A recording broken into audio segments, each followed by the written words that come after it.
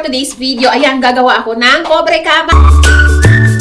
Meron akong binili na silk satin, light silk satin na tela. 5 yards na to kasi nga, syempre, nagre-reklamo na yung asawa ko. Baka daw yung mga damit niya is mga DIY ko na din daw. So, ayan na nga, napabili na nga ako ng tela. So, etong binibili ko ng tela is yung mga kinikita ko sa pag-affiliate ko sa Shopee.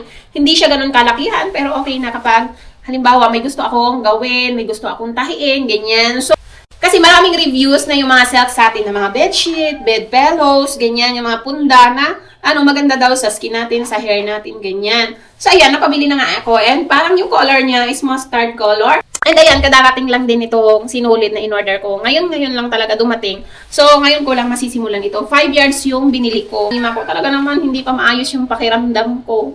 Talagang yung upo ko kagabi, talagang sukang-suka ko kagabi. Ilang araw ako hindi nakapag-post dahil nga, ayun, ang sama ng pakiramdam ko, yung ubo, sipon, ganyan. Ang tagal matanggal.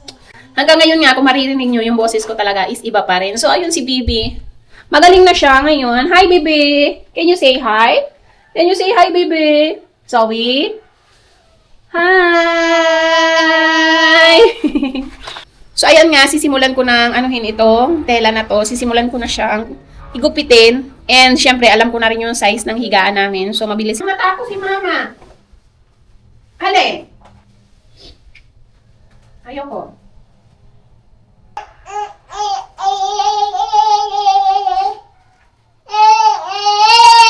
Oh, sorry. Ayan guys, nagupit ko na siya. And, eto yung gagamitin ko. Etong isang to. And etong isa, bali gagamitin ko to sa mga unan. Kasya pa naman to kasi 6 na piraso lang naman yung una namin. So, maliliit lang naman. And, ayun. Kasya to. Sasakto lang to. Promise. Saktong-sakto lang to. So, eto pala yung nilabhan ko. Pinabili ko si daddy ng sako ng katsa nung nakaraan. 6 na piraso. Gagawin ko siya lagayan ng unan namin. Kasi yung mga unan namin is marami ng mapa ng universe. Focus pa ang dating ng aking zipper at saka ayun nga, yung mga zipper. So, hindi ko pa siya magawa kasi lalagyan ko na lang ng zipper para every time na madumi na yung pondo na una namin is, pwede ko siyang labhan. So, pinili ko yung katsa kasi nga matibay siya. And eto, yung sa mga bakery, mura lang ang isang ganito. 10 piso lang ang isa. So, pinabili ko na lang si daddy. Talagang pinagtyagaan ko mga mima kong tanggalin or linisin ito. Ayan o, nakailang laba talaga ako nito. Ilang beses ko nilabhan ito para lang matanggal yung mga harina. Pero at least nakatipid ako, diba? And pondo lang naman ang unan.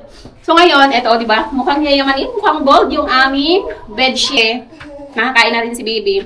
And mananahin na lang ako. So ayan, ang ganda ng pagka-color nitong nabili ko na sinulit. Hindi siya ganun ka, pero malapit na rin, pwede na rin. Wala kasi akong makitang ganitong color na sinulit. So eto, okay na to.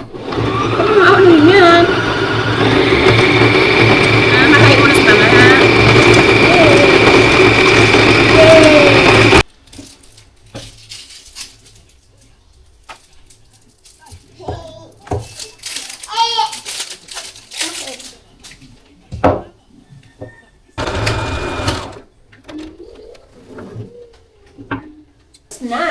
Ayan o, natapos ko na siyang tahiin. Bali, ang ginawa ko is nilagyan ko lang ng garter dito sa dalawang side. Ayan. Maganda naman yung tahi ko, syempre. Di ba, pulidong-pulido ang mga tahi niyan. So, eto, bukas pala.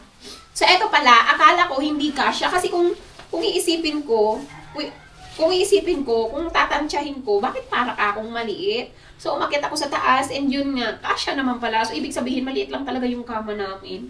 Nagsisiksikan kami sa ganitong kalaking kama lang, ganitong kalapad. So, maganda siya. Maganda yung nagawa ko. Ayan na. Ayan, ang ganda ng color niya, ha? Ayan. And bukas, darating na yung zipper. And yung, bukas pala, darating yung zipper para doon sa punda na gagawin ko. So, bukas na ako gagawa ng punda. And bukas kung matatapos ko yung punda, gagawa ako ng, pundo, yung lagayan ng punda, yung lagayan ng unan namin. So, yun lang guys. Thank you for watching.